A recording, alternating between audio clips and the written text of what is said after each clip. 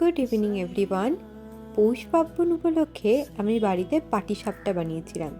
তো ভাবলাম রেসিপিটা তোমাদের সাথে শেয়ার করি যে আমি কিভাবে বানিয়েছিলাম। প্রথমেই আমি ফ্রাইং প্যানে ঘি নিয়ে তাতে এলাচ, লবঙ্গ আর তেজপাতা দিয়ে একটু নেড়ে নিলাম। ছানাটা ভালো করে ঘিয়ের সাথে মেশানোর পর আমি তাতে দিয়েছিলাম সুজি।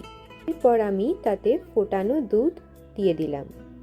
পর এর সাথে মেশালাম খোয়া, সামান্য নুন, কয়েকটা বাতাসা আর লাস্টে মিল্কমেড। বিশ্বাস করুন, এটা খেতে দারুণ হয়েছিল। তারপর একটা বোলে চালের গুঁড়ি, সুজি, ময়দা নিলাম।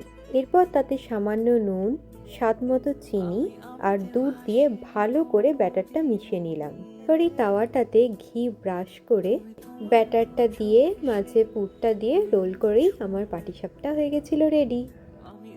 এইভাবেই একে একে আমি সবকটা ভেজে নিলাম।